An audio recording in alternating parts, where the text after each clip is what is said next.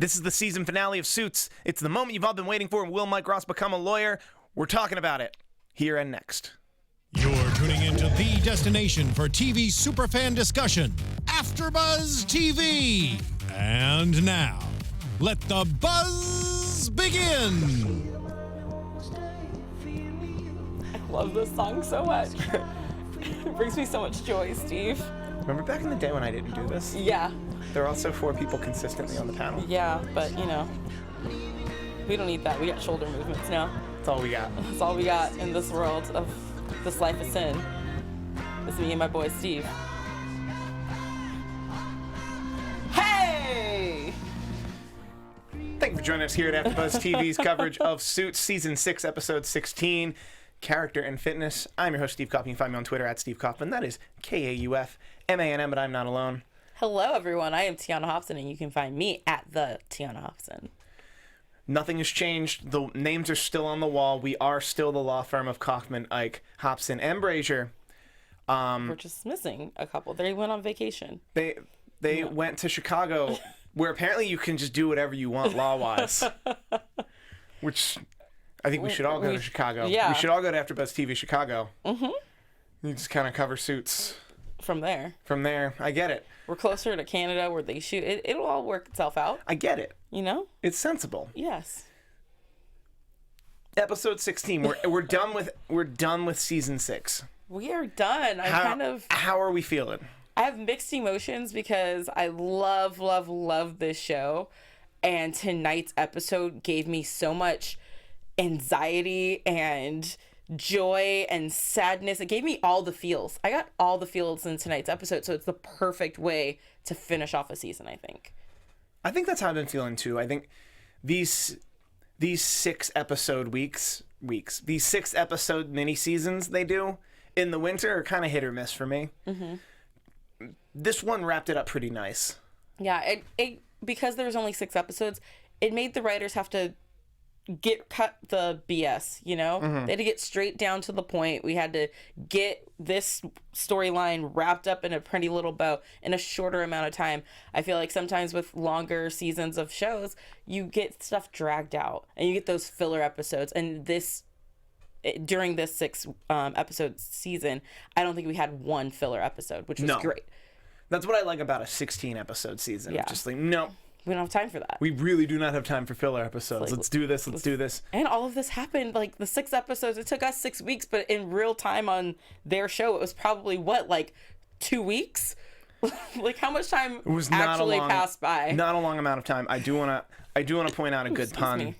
Or some good AHN 7A6. I thought the only way we were going to get Gina Torres was through a Skype call. That's a reference to Westworld. That was well played, sir.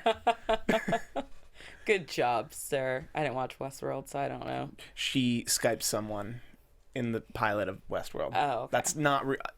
People are going to tell me that's a spoiler. That is not a spoiler. Yeah, I still don't know what it's about from what you just said, so... So... You don't have to explain it to me. We should... No, well, actually, we should rejoice a little more before we jump into our first topic. Yes. Mike Ross is a lawyer. Mike Ross is a lawyer. So I asked you this while we were watching. How does the whole synopsis of the show change? Because literally when you describe the show, it's about a guy who's not a lawyer pretending to be a lawyer. He's a lawyer now. They have to change everything. The taglines, it's a guy that used to not be a lawyer is now a lawyer, but he's a lawyer for good half the time. Half the time. Well, because here's the way my dad remembers the show. When I'm like, Suits, he's like, that's the fake lawyer show, right?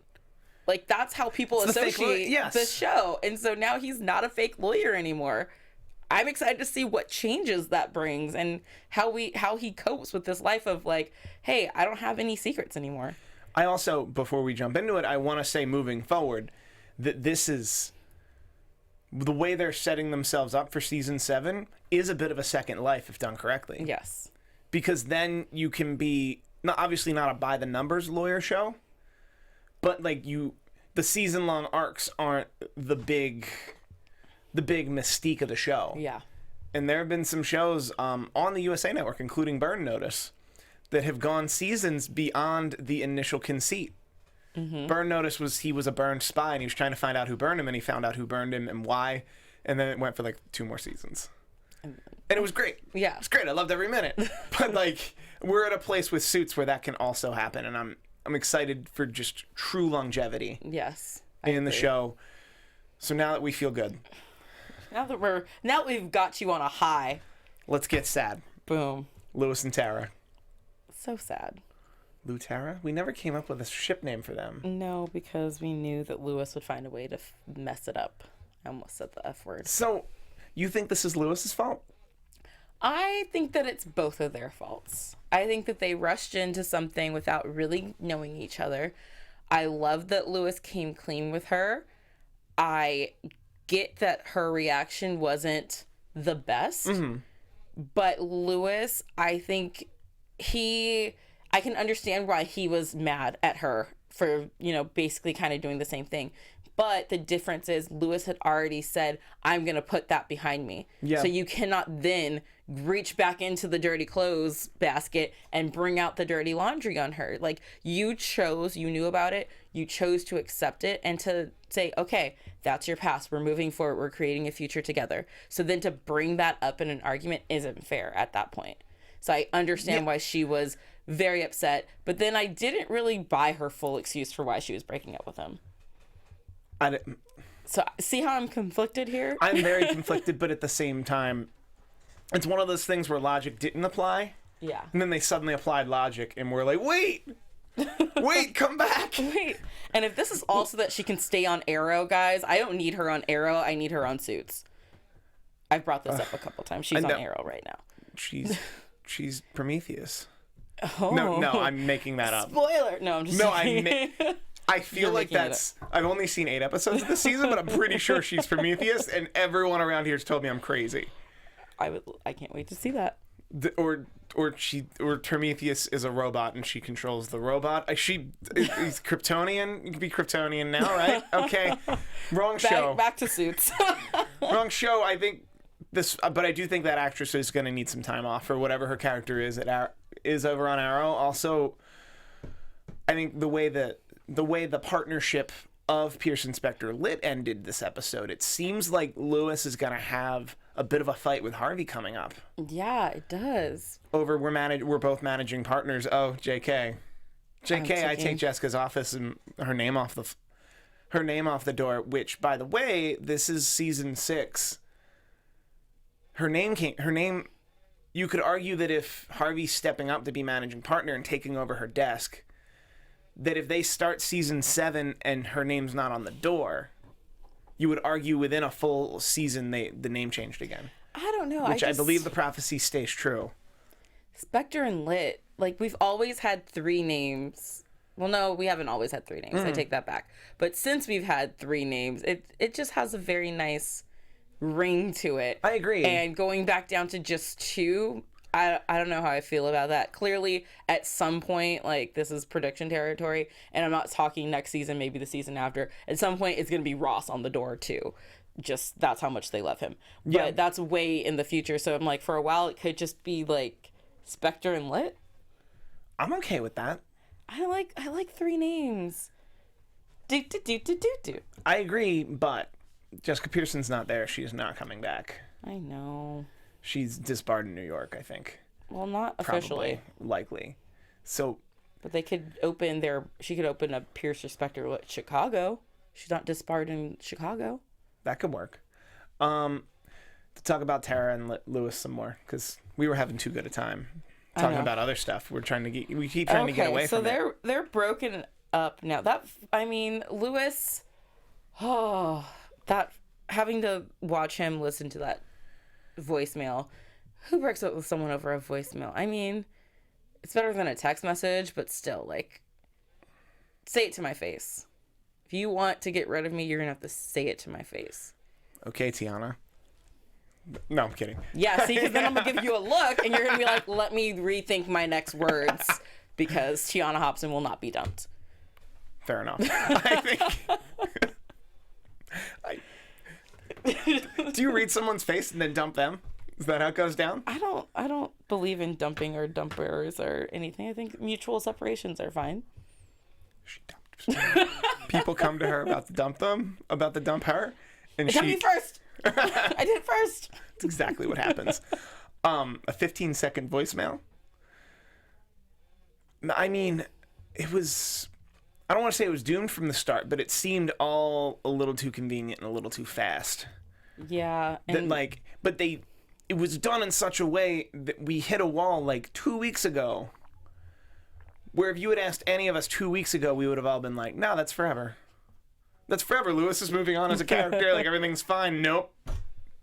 His love life just keeps getting ripped apart from him. And Rick Kaufmann, just like, bravo, because there was nothing playing on that phone when he acted in that scene. But you saw, like, all the different emotions, like, coming over him just from a facial expression. And I was like, I don't even know how to feel right now because I hurt for him. But then I'm also like, damn, that is some good acting, too. Mm-hmm. And then, but, like, you're also sympathetic for, like, well...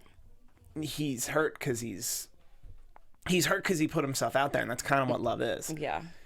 This version was very accelerated, but that's literally what, like, that's the risk you take by falling in love, is that it'll hurt more than anything else. Yeah. So I'm told. That's what people tell me too, Steve. It's okay. Oh. So while we're sad, the Donna. Stu. Lewis jumped in on this, and then Benjamin. And wait, hang on. So I wasn't here last week. So it had officially been 3 weeks for Donna and Benjamin. So were you shipping them? Or by last week there was nothing on the table to let us think that it would be Ben Donna. Okay. I just had to ask because we have a 3 week. We have a very strict 3 week rule here at AfterBuzz TV. You cannot ship any characters in any show. It's on the wall. It's huge. Is that really on the wall? It's really on the wall. I break that rule a lot on my other shows. I should really pay attention to the rules. You should really read the rules here at AfterBuzz TV that I'm making up right now. Oh, okay, but that are great. also on the wall because no one cleans the wall. But you can't ship them. We haven't seen anything between Donna and Benjamin in the last 3 weeks to really actually ship them. If anything, we just see some wanderlust in Donna that's kind of been a long time coming. Yeah. That if she can't have Harvey, she's been the best assistant in the world since episode 1. At a certain point, as a human, you're going to want more. Mm-hmm. You're going to want to feel fulfilled in every way. And I think she's watching everyone else at the firm get more. She watched Harvey go from, junior partner to senior partner to name partner. She's watching Lewis do the same thing. She's watching Mike grow from being not a lawyer to a lawyer. Rachel finally getting into law school after years of trying to take the LSAT and, failing miserably. She's surrounded by people who are moving up the ladder in their lives. And for her, there's nowhere at Pearson Specter left for her to go. And I think she's starting to realize this, and that's why the Donna was so important to her. And getting that launch, it's like, okay, this is something that I have that sets me apart. We all have our side hustles. Yeah. And Donna doesn't really have her side hustle. Hopefully Donna's got enough money for a side hustle, though. I mean, hopefully. But see, the point of the side hustle is that you keep your main job while you're doing the side hustle. And then the side hustle becomes your main thing once it takes off. And that's what she was hoping with the Donna. I'm sad that the Donna is gonna be no more. There have been a lot of criticisms on the writing of this show and on the portrayal of the Donna in this show, and I was on board with them for the first 2 weeks, but after last week where it became a literal box that signified Donna's want to move past being an assistant, I'm on board. Yeah. The criticism died last week where I'm like, no, this is a thing that exists, and they didn't go they didn't go hacky like we were all hoping they weren't, where the Donna is just on a desk somewhere and then it helps Harvey through a hard time and or helps Lewis through the tariff. Yeah. Any of that, none of that happened. Mm-hmm. And it's also to be fair, to even commodify Donna as an assistant, for her to realize no, this is... You're not the first person here. There's nothing new under the sun. Yeah. there are like 15 Donnas. Yeah, which we already knew because, you know, technically Siri is like supposed to be like a Donna, except you have to press a button to talk to that biatch, and she's always annoying and telling me sarcastic answers. Well, but there is a market in the business world for personal assistants that are 1,000 times better than Siri. Mm-hmm. That, like, if you were a high-level executive, depending on where you were, you would have access to a personal assistant that you would literally, the equivalent to, hey, Siri, Google this thing. It would be like, hey, Siri, I'm going to Macau next week. Handle that. So she'll, like, book flights and everything. That's amazing. It's amazing. It's problematic because the personal assistant's not a human, so it won't actually know it'll know what a cheap flight is, but it won't necessarily know what a reasonable hotel would be. Yeah. What a reasonable flight would be. Okay. Siri booked me on Frontier once. Ooh. Never again, Siri. Screw you, Siri. See? But yeah, I'm sad that the Donna is no more. But hey, now she's got like a little nest egg of money. Hopefully. That she can figure out what she wants. Because I love the scene with her and Harvey when she's like, is this the best Lewis could do? And she's like, I think I just figured out, like, I want more. And she doesn't know what that is. And I think a lot of people, and what I love about this is Donna is someone who is down the path of her career. She's a well-established person. She's like, you know, she's not a 21-year-old millennial who's like, I don't know what I want in life. She's an older individual who still doesn't have it together, which just makes me feel a lot better about my life because I still don't know what I want. I know I want more. I don't necessarily know what that is. And it's okay to still be figuring things out. You don't have to have a plan. I love You want more boyfriends to preemptively break up with. Well, yeah, but like if I had, you know, boyfriends, like I probably wouldn't break up with as many, you know? I'd keep one around. You just kept a harem of men? I mean, someone's got to feed me grapes. Is harem a gender term? I don't know. A harrow? Never mind. I don't know. I don't know either. I don't even know what the word means. Wrong after show. Lindsay Ivory Neptune in the chat says, I don't think anything will come from Donna saying she wants more. Plot twist that Donna takes the real Donna's job. That would be interesting. I do think there's something more coming from Donna, whether it's she goes to night school and becomes a lawyer or she teaches doggy yoga. You and your doggy yoga. That's a real thing. I know, but like not everyone needs to be teaching doggy yoga. I feel like the market's only big in LA and probably New York. The market is Donna. The market is Donna. But what if this is why the Donna isn't happening right now? Because we've dived into everyone else's personal lives and really stayed there. We dip our toe into Donna's life outside of the office, but we never go there. So now that she's saying she wants more, maybe this is the show's opportunity to really explore Donna outside of the office. Because at this point, Mike and Rachel happy, lawyers getting married.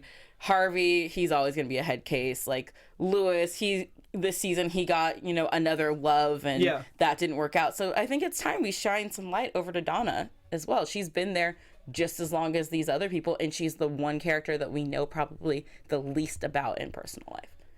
We know little things, but, you know, it's always like one episode. It's never like a season-long arc of a Donna personal side story. I'm on board. Let's do that. Yeah. There you go. Let's get to it. I'm giving the writers dynamite right now. Yeah. I have a prediction for a lot of that okay. I'll save. So let's start with the littler things. With Mike, the clinic, Nathan, Oliver. Was I the only one who thought Nathan wasn't gonna react to how he reacted? Because Nathan is a lawyer practicing law, and I understand you make a clinic for a very grandiose idea, but like the world of like black and white, but the world operates in that gray. Mm-hmm. The show likes to operate in that gray and play that game a lot.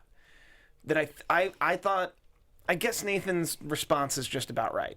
Yeah, I think his response is that way only because he did ask Mike straight up when this was happening, because Nathan felt like something shady was happening to even get this case and all that stuff, that Mike lied to him, and it had been after a series, remember, of Mike telling little fibs and Nathan already like on the ropes with him, and this was just like the final string was I straw agree. was drawn. So But I guess this was nothing. Like, then this was a scalding. yeah, I think what surprised me more was how quick he flipped over and was like, okay, Nah, you cool, bro. yeah, nah, brah, you good?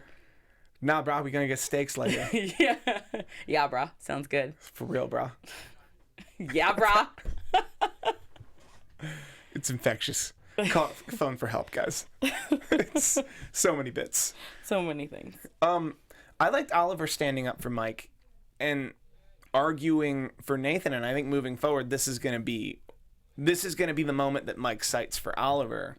Of like, the fire was there, your argument was sound, like you bested a lawyer. Because I think deep down inside, that's what Oliver doesn't think he can do. Mm-hmm. Is just stand toe to toe with other lawyers. And he just proved that he can. Yeah, he can. So, Oliver, believe in yourself. You can do anything. I don't know what accent this is. It's terrible. That's pretty bad. AHN7A6 in the chat. We also need to know more about Gretchen. I agree. Yeah. Much more about Gretchen. Everything about Gretchen.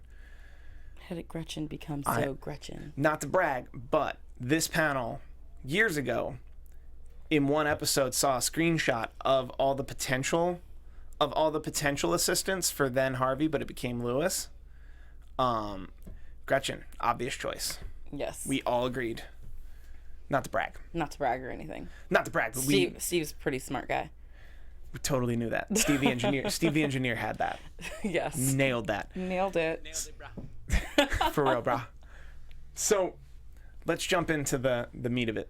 Yes. Anita Gibbs is on the character and fitness board. Come on, we all saw this coming. We all knew it was gonna happen. She said in the first episode, "You're not getting on this bar anytime while I'm around." Again, I don't know what that accent is. That was a I Southern. apologize. That was... And then we haven't seen or heard from her. It's like, surprise, I'm here. Did you really think it was gonna be that easy, guys? Did you really? Come on, Mike and Harvey, you know better. You know better. That's gonna be a GIF. That GIF is viral. That GIF is viral already. Currently. I like this. My approach and prediction was a little too straightforward, which was just that he can impassionately flip Anita Gibbs, which is not the case. Yeah. This episode did a very good job of swerving me into thinking that the Sheldon gentleman, the Walter Sampson, that's how we got a glimpse into my brain and how I forget names. The Walter Sampson character, I was genuinely convinced that he's one of the few lawyers that has nothing. Me too. They got me so good. I was like, look at him. Like, he's not even afraid of Harvey right now. And Harvey's like in his face. And I'm thinking, oh my gosh, Harvey is going to mess this up for Mike, because this is going to be like witness intimidation or something like that. And yeah, I was very, very scared. Well, is that witness intimidation? It's not really, but it's jury tampering. I don't know. It's assault. It could just be assault. It could be that too. It was probably trespassing. Harvey's probably not a member of that club either.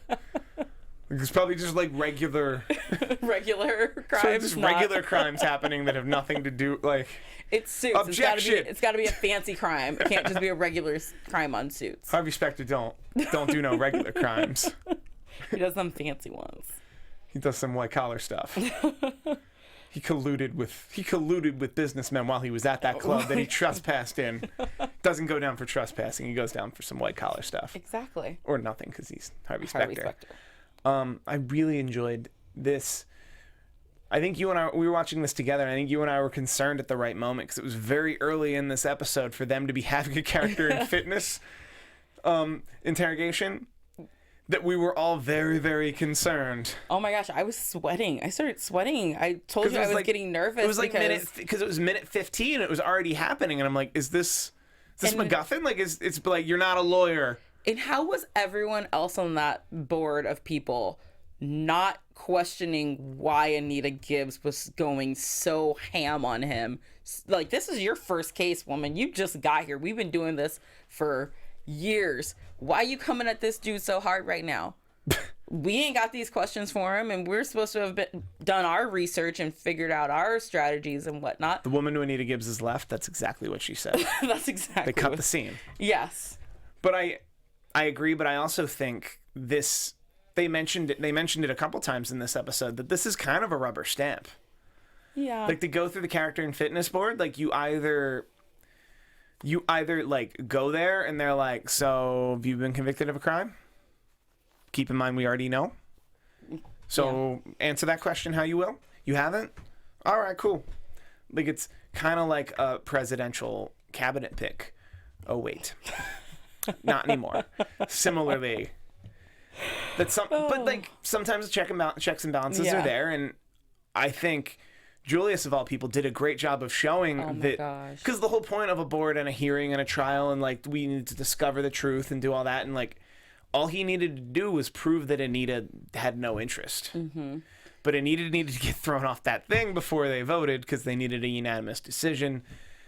That was not happening. But oh my gosh, the Julius scene. I just have to take a moment and just be like, all I wrote was, yes, Julius! Because he came in and not only did he defend Mike and say things that were actually true that Anita was ignoring, but then he went after her. And I was like, oh my gosh, thank you for someone finally saying these things to her, because I was sitting there like, why is no one saying this back to her? Like, shut up. I could feel that in the room when he was like, actually, it's doctor. Oh, when you drop the doctor on someone, we just gonna Mr. Rowe, Nobby, it's Dr. Rowe.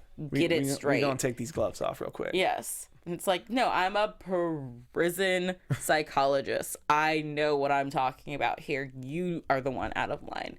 Dr. Bruh. For real, bro. Dr. Bruh. Dr. Bruh. It's up on the board.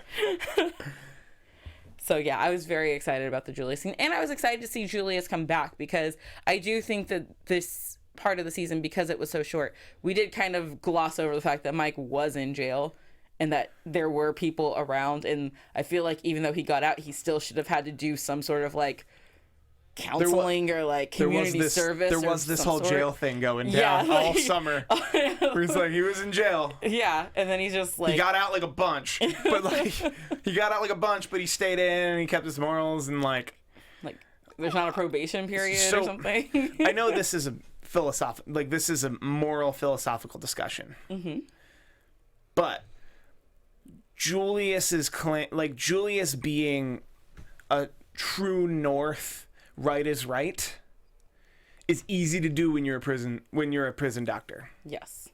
Because most of the people you encounter, you can show them the way of, this is the way out of prison, or this is like why you should change. And like, I love that there's a variation of his teaching, that it's a person can change and be this, but also be that, or at least I can support them because they did change, and like it gets messy, and I like that. But at the same time, I wholly disagree with him. That Mike has changed? Or no, that his idea of you've changed.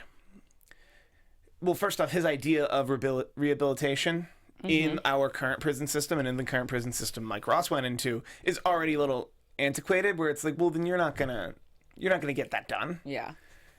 Like, you might get that done with like 3 prisoners, and the rest of them get shanked.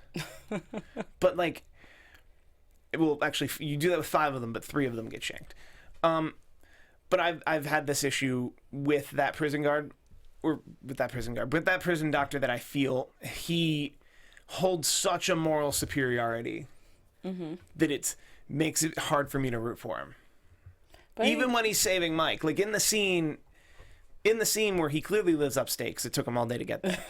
Clearly. But like in that scene where he was like, you haven't changed at all. You here because you need something, because you did some shady stuff to get this other thing. But was he and wrong? I know you. But was he wrong? But everything he said was right.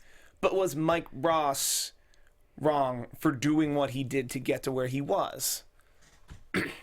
Morally, yes. Once again, that's where we're always going to differ. That And I like that there's a representative of both sides in this show. Yeah, the way I believe that the way Mike got into the hearing was wrong morally. Do I think that if I had been in his situation, would I have done the same thing? Probably.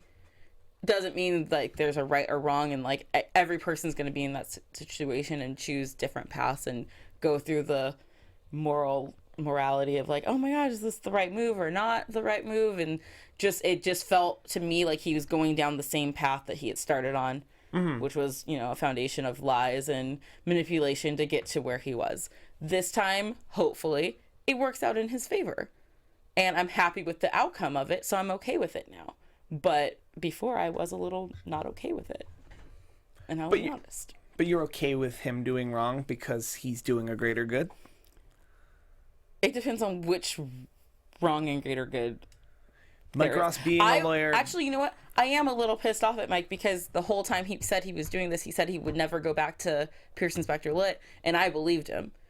I believed that he would stay at that clinic and do some good from there. And I wanted him to stay there and give Harvey a little bit more of a hard time to get him to come back instead of, you know, insisting on getting Harvey's office and whatnot, which we'll get into. But yeah, I am like, I expect higher things from Mike, and to say I'm doing this deal for the greater good. The greater good was supposed to be for the clinic. And yes, you can say all you want that I'm going to go to Pearson Specter Lit and I'm going to take on the little cases and I'm going to do all this good from there. But you're going to get pulled back into the BS of the corporate law stuff. We all know it's going to come. It's going to happen. 1 for 1, though. It's going to be 1 for him. Why isn't it 2 for 1? Because he got that money, though. I know, exactly. But it's like, if you're really caring about the greater good, the more should have been put into what you said was the greater good, which was that clinic first. That's fair. Also, never mind. It had been my prediction for a long time that Pearson Specter Lit was just going to buy the clinic. Yeah. I would have been okay with that. But like they kind of did that, and like that's, I guess they're saving that for like when Mike gets the clinic in trouble, and then they have to like literally bail the whole thing out or something. Like, why do we have this whole thing with Nathan like firing him and then giving his job back just for Mike to go back and be like, actually everything I told you guys I wasn't gonna do if I became a lawyer, I'm gonna do. I'm gonna go back to the big fancy law firm, and oh, by the way, I'm bringing Oliver with me because clearly the other girl, she disappeared. She'll be back. Her dad's still sick, I guess. It's been a couple weeks. We have not seen her. I thought she was going to be the main focus of the clinic, and then she disappeared. It's been some time. So she lost out on that opportunity. She might have lost some other things too. I think we should send her our condolences. I think we should be nice. Sorry, bruh. These are the. I'm sorry. I'm gonna stop saying bruh. Jessica came back. Jessica! Okay, I have to say, because before someone else does, because I was adamant that Jessica would not be back this season because I thought it was too soon. Yeah. But I am okay with the way she came back because it was for the last 10 minutes of the episode. It was not for the entire thing. I'm okay with a quick cameo in the same season that you decided to leave the show. And it came out of left field. I did not expect Jessica to show up. No, that for was this well at played. all. That was wonderful. It was a very well played card. Yeah, no, I really, really enjoyed this, and it's clear that she's good for some pop-ins, but she's not gonna be a weekly she's not gonna be a weekly part of this show. Mm-hmm. I was about to say weekly attraction. I'm like, that's pro wrestling talk, Steve. Wrong show. Not only does she come in, but she comes in and like saves the day. She's like, yo, I got the dirt. Because my contacts in Chicago know more than you guys over here in New York. For real, though. I really enjoyed this, and also within the show that Jessica is the best lawyer. She just happens to be in Chicago. Yeah. So, yeah. The Nita Gibbs question was very, very fun because if Mike lied, Anita Gibbs has to have some type of proof that somebody knew, and then he lied right now. Yeah. If he doesn't lie, he disbars somebody. But, I mean, I know she could have asked a follow-up, but the question was, did anyone know? Not who knew at Pearson Specter Lit. But she would have. She would have followed up with it, but just in that one moment, I was like, ooh, she didn't word that one right because he could. No, she worded it dramatically. Yeah. It's like he could say. She worded it trappingly. Because if she. Ooh, but she did say, I have one question for you before I make this decision. So if it's like a genie and you get one wish. I mean, I'm aware that panels kind of do nothing, but I'm pretty sure one of. Would have been like, wait a second, who was it? But that also wasn't their jurisdiction to care who it was. So maybe he could have got away with it. I feel like they would value the New York State bar enough. Be like, hold up, we can disbar somebody? Hold up, you got names? Give us names. What if he said it was like the intern? That's not like, if the intern knew, that's no one to take down a whole law firm. But the receptionist, Donna knew. She's just a receptionist. Can't disbar a receptionist. Assistant. Like, you can't disbar her. She has no law degree. You would, but he would tarnish her professionally. They'd have to fire her. It would be a whole thing. A whole thing. Ugh. They'd have to price water. Anita Gibbs, I hope that I never see you again. You know you're going to see her again. I don't want to see you anywhere around Anita Gibbs. That sounds like a prediction. I mean, it can be. And now, your AfterBuzz TV predictions. This question is being posed by Double Dash in the chat. Do you think Lewis will be okay with Harvey becoming managing partner and taking Jessica's desk? There was more to that. It's like, will Lewis be okay? No, he will never be okay. We should all be taking shifts, hanging out with Lewis. I don't think Lewis will be okay with this because he lost Tara. Yeah. I think that if he had Tara around still, he wouldn't care as much because he'd be happy and in love and thinking like, hey, it's great. Harvey wants to take all this work off of my plate. But now that he doesn't have Tara around to also be his voice of reason at times, I think that it's definitely going to spark something because this is a decision that wasn't made with Lewis. Exactly. It was made because Mike told Harvey, hey, dude, it's time for you to step up and go take Jessica's office and get control of this firm. Here's how I see it. Lewis Litt wants love and to be loved. He had that. She found out about Mike Ross. She left. Had that again. She found out about Mike Ross and left.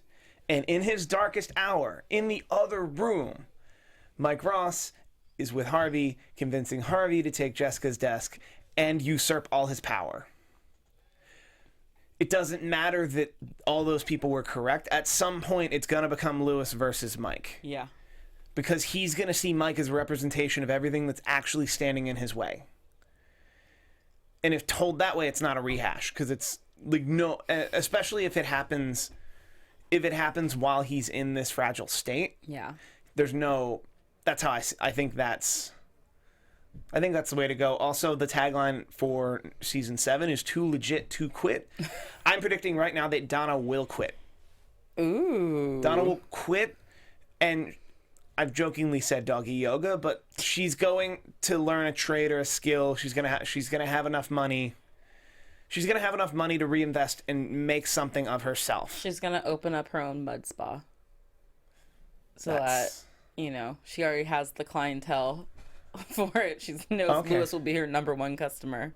I was thinking a temp agency with just like 19 badass Donnas. Oh. Not 20. Not 19. 20, 19. Very specifically 19. Will we see Jessica in season 7? There will be 16 episodes of season 7. Look, guys, I was sure. I was like willing to bet my firstborn's life that Jessica would not be back this season. So I have no comment on this. Mm-hmm. You can go with that. I think we will definitely see her once in season 7. So either in the summer or in the winter, you're giving yourself that whole time. I'm giving myself a wide berth. Whole time. Double Dash, his question was, do we think it's fair that Harvey is going to be managing partner? I've said multiple times on this show, on merit, he's absolutely the managing partner. He's the senior most name partner. He does way more billables than Lewis. Lewis is in a fragile emotional state. Mm-hmm. Like, I think if we're talking fair, we're talking merit. If we're talking merit, it's absolutely 100% fair. Yes. Lewis is not going to be able to see merit. No. here's the thing. Lewis would be okay if this was a decision they came to after having a discussion together. As partners. As partners. I mean, Lewis didn't want Harvey to take the deal Anita Gibbs gave because they didn't discuss it as partners. Harvey was coming in there and telling Lewis what was going to happen instead of asking Lewis. And that's something that he pointed out. So, does Lewis know that Harvey should be managing partner over him? I think deep down Lewis does know this. But Lewis still just wants the respect as a partner with Harvey, to just respect him in that light, to at least, you know, like dance around with the idea of, okay, let's talk about me versus you. Yeah. And then from there, we can be like, okay, it's clearly you. And it's all rationally done. But nothing's done rationally. And I imagine there's a blow up that happens in season 7. Yeah. That there has to be, early in season 7, there has to be a blow up where Lewis eventually faces the facts that merit wise, he's not good enough to be managing partner. Yeah. Does he have a Mike issue? Yes. Does Harvey have a Mike issue? Yes. Does Harvey have a lot of issues? Yes. Does he have a lot of issues? Yes. That's what we all work out in this show. So, next question, possibly last. Will we see a time jump between season 6 and season 7? We didn't see one between 5 and 6. We went straight in with Mike's like first night at jail. I mean, they changed the game. They can do whatever they want. I think a lot of where they left us, especially between Lewis, Harvey, and then Donna and Harvey, and then Mike. No, I think there's no time. I think they jump. I think season 7 changes the game, although they kind of did that into season 6. I think they change the game and they jump right in. Okay. They jump right in because, especially where they left Lewis. Although I could see them jumping 3 weeks and Lewis being in the exact same place. Oh, see, I want a 3-month jump minimum, and to see where they're diving at now. I don't need to see Lewis sappy, I'm brokenhearted Lewis again. We've done that before. I've seen it. I would like to move past this and dive into, like, this is where the firm is at now. We're thriving. We're moving. Mike's back in the office doing his thing, doing his charity cases. He's, you know, like, we're really stepping up our game because this law firm has just been in such a lull for so long that I'd like to see it alive and thriving. You'd like them to have 3 months of boring law? No, I'd like them to skip that. Exactly. You want off camera, while none of us see it, you'd like them to have 3 months of boring law. I do agree with you, but I think that would be really difficult. That would be really difficult to have Lewis come back guns a-blazing. Because that showdown would have to happen within that time frame. Yeah, which but is like why you I make think references to it of like, Lewis, you over it yet? Or even like Lewis is still stuck in a rut and everyone else is Lewis was catatonic in his bed for 2 months? Yeah. It's like, Lewis, welcome back. That pun was intended, actually. Oh, wait, a pun. I'm just supposed to stare at you. Thank you. Thank you. We also have a rule on the wall that there can be no more than 5 seconds of dead air. Or the engineer will play a rim shot. Yes. So that one I've read before. That one I've broken before. Do you have any predictions at large? No, I think I'm good. Great. It's a delayed great. Okay. Great. No, I don't think we're going to see Tara for more than 3 episodes in season 7. And when we do, I think she's already going to have a baby. So then there has to be a time jump. Not necessarily. There has to be an extended period of time that happens because the girl was barely showing. She didn't even have a baby bump the last time we saw her. TV baby. TV baby. They still have to explain that babies do not come in a month and a half. Have you seen pregnant people on Suits? Maybe they're storks. Maybe they're storks. Okay. That's where we're going. I think that's a good place to wrap Steve. up. If my mind's logic is going to storks, then it's time to wrap up the show. I think we done. Tiona, if the people want to talk to you, you guys can find me online on Twitter and Instagram at the Tiona Hobson. You can also check me out on the other shows I do here at AFTERBUZZ TV now that Suits is over. We've got Vampire Diaries, 2 more episodes, the originals when it comes back, Once Upon a Time, which starts again on Sunday, and The Flash on Tuesdays. Also, someone in the chat asked, when is the wedding happening? Do we know? The wedding should happen in the first half of season 7. Yeah. I agree. You guys can find me on Twitter almost exclusively at Steve Kaufmann. That is Kaufmann. I do a lot of shows here at AfterBuzz TV. I tweet about them regularly, including this Sunday, WWE Fastlane. It is the last pay-per-view heading into WrestleMania. It is a Raw exclusive pay-per-view. I will be here breaking it down with the regular panel. Also WrestleMania, I will be there, so someone else will be covering it here. Not me. Thank you for joining us, associates, and good night. From executive producers Maria Menounos, Kevin Undergaro, Phil Svitek, and the entire AfterBuzz TV staff, we would like to thank you for listening to the AfterBuzz TV network. To watch or listen to other after shows and post comments or questions, be sure to visit AfterBuzzTV.com. I'm Sir Richard Wentworth, and this has been a presentation of AfterBuzz TV. Buzz you later. The views expressed herein are those of the hosts only and do not necessarily reflect the views of AfterBuzz TV or its owners or principals.